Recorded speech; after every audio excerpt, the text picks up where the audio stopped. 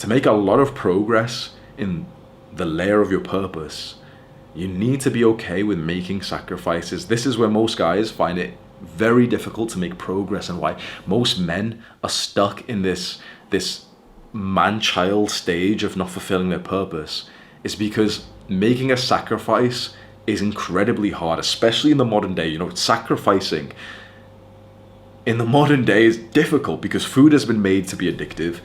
Technology has been made to be addictive. So we feel genuine spiritual, physical, mental pain when we try to sacrifice something that we have like a mild addiction to. I sacrificed some level of fame for my purpose.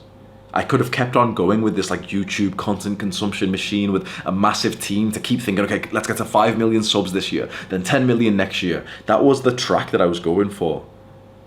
And I kept on pushing it, even though my purpose changed in my mind and my heart. I kept on just going through the same thing because I didn't want to sacrifice like this YouTube career that I had built up. So eventually it hit me like, this is the thing I have to sacrifice. Now, of course, I can every now and then I can sit down for an hour and, try and teach you something that will genuinely try and help you just because, it's like, I like kind of talking and teaching. That's kind of nice. But what we had previously and the huge level we were trying to push for, myself and my team, I sacrificed that because it was a huge distraction away from the new thing that I wanted to do. I don't want to record videos every single day. I don't want to try and get like lots of views and watch time and, more subscribers. I don't care about any of that. I had to sacrifice it so that I could focus more on fighting and investing and, to have my brain and my time freed up. So what you've seen in front of you just in the last week is a example of sacrifice. And so I want you to think right now of where you're up to, what your purpose layer is. And this is so interesting, right? I want you to think of the things that you could potentially sacrifice so that you could make more progress in this purpose layer, to peel it back to like fulfill it, this mission of yours, right? And there's gonna be something, perhaps it's already happened, there's gonna be something that is a potential sacrifice, a very valuable thing to sacrifice, like it'll make a lot of progress if you did, and your brain will argue against it because of the addiction to the thing. What I found is that the thing that you need to sacrifice is actually the thing that your own brain will defend the most. But it's almost like your brain is going to start to split in half right now, and this is going to give you like slightly mental problems. Your brain is going to start to argue with itself of whether or not this thing that's in your mind that you could sacrifice should be sacrificed. And you're like, okay, I know technically that's a bad thing for my purpose layer, but then I really like it, and what if I do this, and what if I cope like this, and I'll keep coping, and I'll keep coping, and I'll keep coping, and I'll keep making excuses, right? It's okay, right?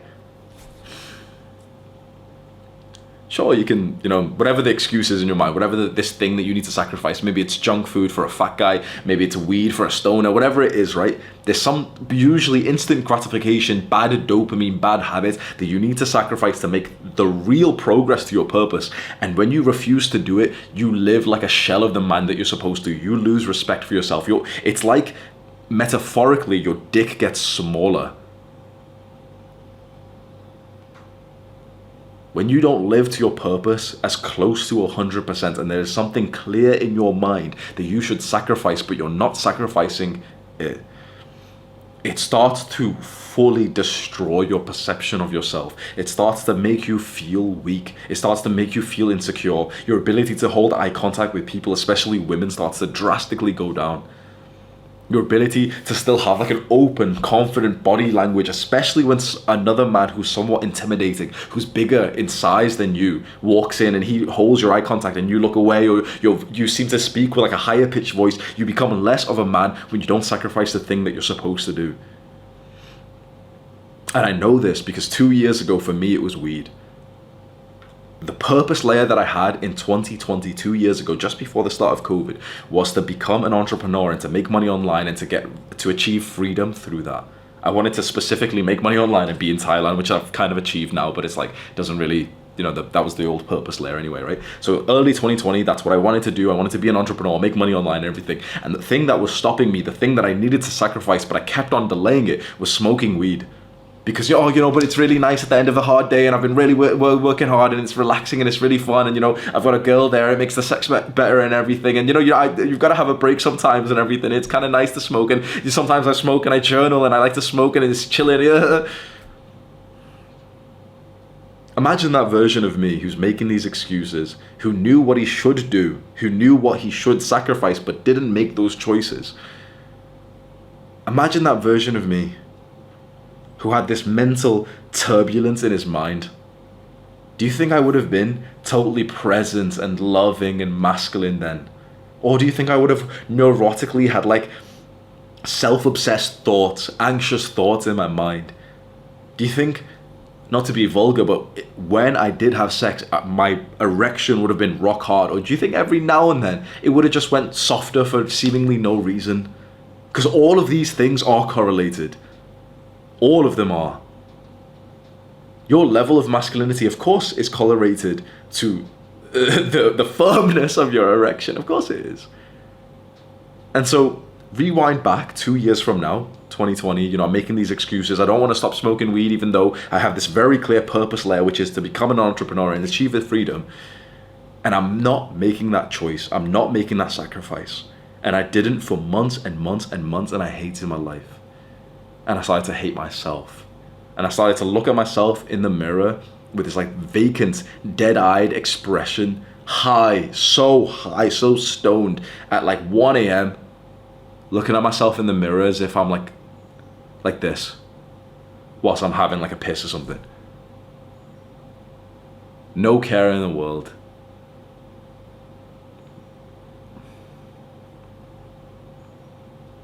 Is that the kind of life that we should live? Now, when you think about me, what you know of me, right? That's very different to who I am today. But when you think about that version of me, and think that what it took for me to make progress to become the man that I am today was sacrificing something that I didn't want to sacrifice. Isn't it very easy for you to sit there right now and think, okay, that's silly, like he should have just sacrificed weed faster? Of course he should, right? Think about how much I was losing out on. It's a no-brainer when you think about it from someone else's perspective. You're thinking about it from me, yeah, it's a no-brainer that you should quit smoking weed, Hamza, of course, right? And I'm talking about 2 years ago, right? Well then, for me to think about that with you, it's a no-brainer that this thing that you're not sacrificing that you probably should, it's a no-brainer for me to think, wait, bro, this thing that you're not sacrificing, whatever it is for you, it is a no-brainer that you should. Because the gain of aligning 100% of your life to your purpose, that peel back this layer is huge. So this thing in your mind right now, this bad habit that you don't want to get rid of, that you keep coping and saying that, oh no, but it could be okay, like if it's like this, could be okay. It's only a little bit. You know exactly what you should do, and up until you do that, you will not feel like a full true man. And when you do make that decision finally, it's like you will just be filled with this extra level of Shiva-like masculine energy. You will literally walk up straighter, like your chest will stick out more, you'll gain muscle faster, like all of these masculine random things will be better the more that you align yourself to your purpose, and it takes sacrifice.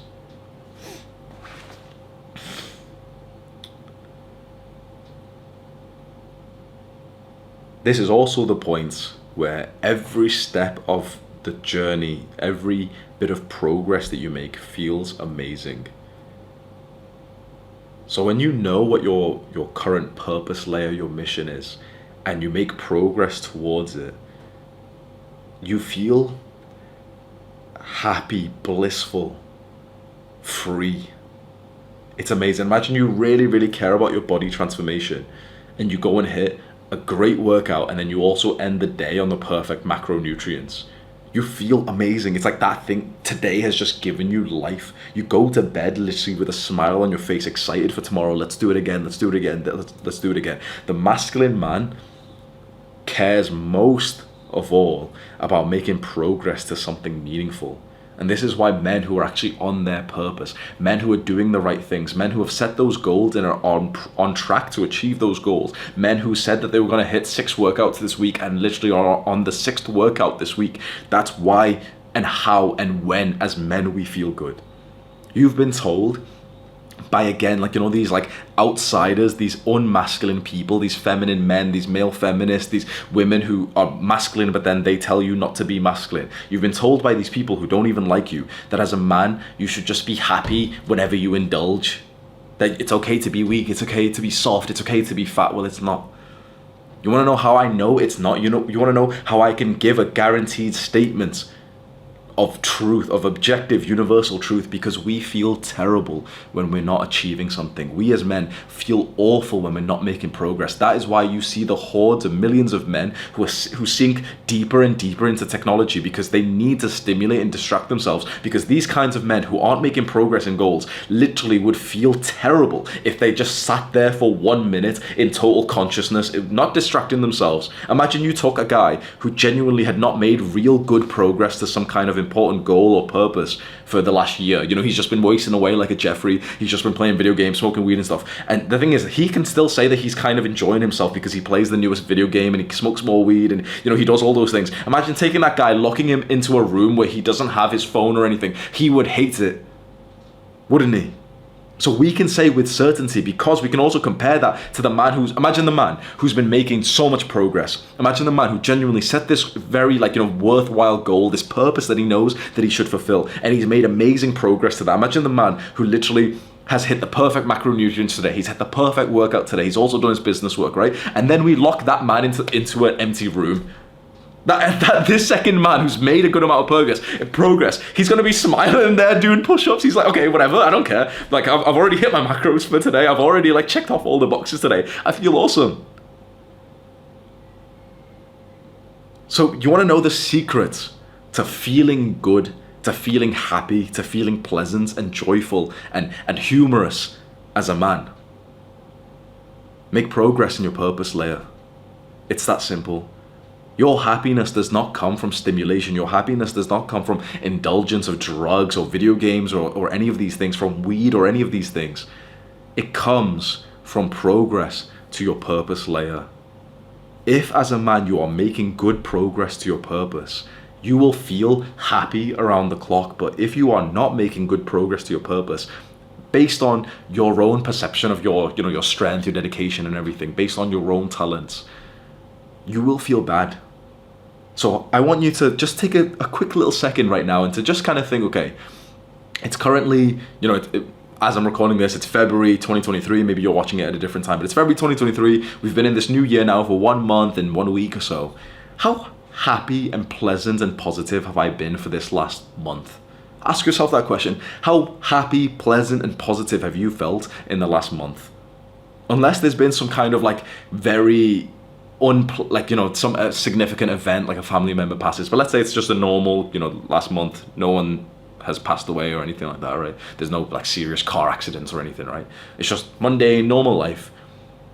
If you answer this question that, yeah, actually I've been really happy, chances are that you've been making a really good amount of progress to your purpose. Now, if you answer this question and say, no, I'm actually depressed and I take antidepressants and it's not because of purpose or anything, it's a clinical problem, it's a biological thing, and I take anti-anxiety medication, and no, it's not because I spend all day on the internet or anything, it's because of something else. There's men out there who don't feel good, who haven't felt good in a long time, who need to take pills and everything to still not even feel good. And that's simply because they're not making progress. When you make progress, understand this, when you make progress to your purpose, you feel good. Every step of the way, you feel good. So you can just start to evaluate how good your days feel, and that will tell you how much more you can put in. And you would be surprised, by the way. I'm telling you, okay, align as much of your life as you can to your purpose. You would be surprised at just how much you can actually do. With all of the advice that men get, toxic advice that men get, hopefully not from men like me, but from the male feminine, from those people who give us advice and they tell us open up and be emotional and cry and it's okay to be weak, it's okay to be feminine. All those people say this to us. The thing is, with all of the advice that they give us, it doesn't actually work. The man who lies around, who says it's okay to be weak, who plays video games, that stereotypical guy is on antidepressants. You see the rise of like the antidepressant influencer giving happiness and mental health advice to other guys. Should we listen to them? To be happy, all you have to do is make progress to your purpose. If you're not happy and there hasn't been some kind of chaotic event recently, like some car accident or family member death, it's simply because you've not made enough progress. It's as simple as that. Adonis School is a private online community that you can join to make friends who are just like you, who are on self-improvements, who are meditating, exercising, delaying gratification, who aren't degenerates. It's the hub spot for all of the people on self-improvement. We're all in here literally doing these good habits, reading these books, having these discussions, talking about this stuff online. I'm active in there. And I think it's an exceptional place for you to just make friends who are similar to you, because a lot of my audience have told me, it's a very common experience, that when you really do start to implement the advice that I give out, naturally you have less things in common with the people that you've known already. And so it's a very common experience for young people who follow my videos who end up just getting lonely because there's no one that you can relate to. Your family don't understand you anymore, and your friends are kind of Jeffries, and you're kind of still attached to those old people who are part of the previous chapter of your life because you just don't want to be lonely right now. And so Adonis School is made for you.